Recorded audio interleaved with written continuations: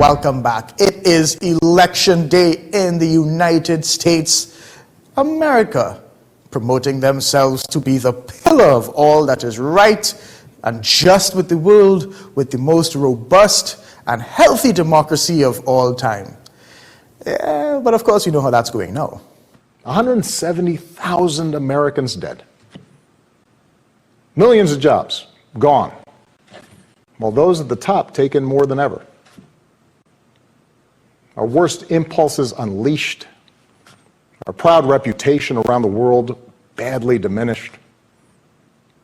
And our democratic institutions threatened like never before. You know, there's so many unknowns about what can happen on their election day. But this guy knows. Well, here goes. I want to share with you, I was praying on Sunday saying, God, please tell me how it's going to happen. And I hope I've got the word. But first of all, I want to say without question, Trump is going to win the election. But after he is sworn in and his vice president is Mike Pence, then trouble is going to happen. He's going to be challenged by the Chinese, as you couldn't believe. Will be faced probably with some kind of a war.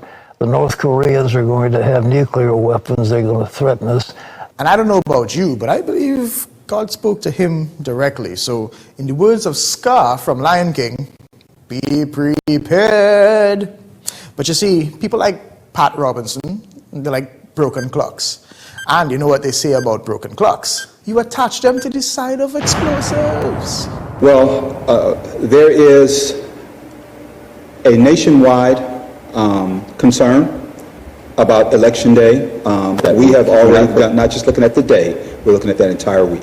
In the final days before Tuesday's presidential election, both the threat of violence at the polls and the security of voting itself. 3 out of 4 voters are worried about violence on Election Day. And all that worry about unrest comes as first-time firearm buyers are surging. Yeah, that's right. 4 years. Experts have warned that because Trump supporters were so heavily armed, any attempts to remove him from office, even through legal means like impeachment, could lead to an armed uprising. And the U.S. Second Amendment was created to give citizens the opportunity to fight back against a tyrannical federal government. But now Americans are buying guns in record numbers because they worry about civil unrest. And the problem is, Americans are now so polarized, they believe that if their candidate does not win, the other side will form a tyrannical federal government. He thrives on that.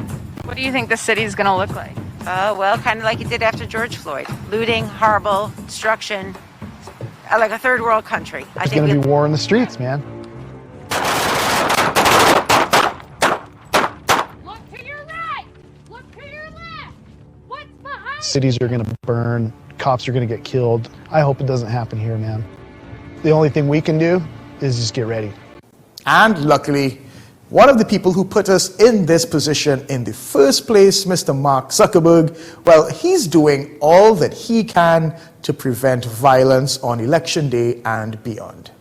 We've strengthened our policies to prohibit any militarized social movement. So any kind of militia like this.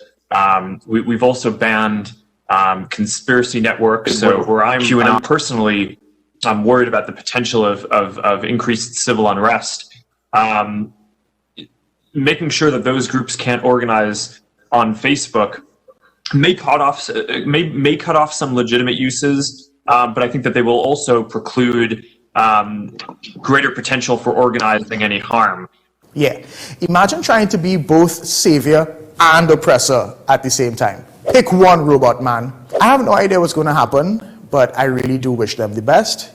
And in all of this, the international community is looking on. Like, look at the UN. The UN is really vocal about their calls for peace in the US, the way they would if it was like an election in an African country or in Haiti. What?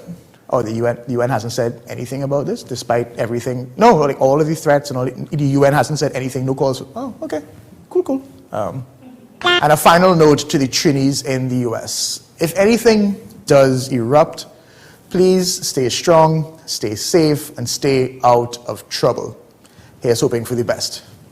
Time for another quick break.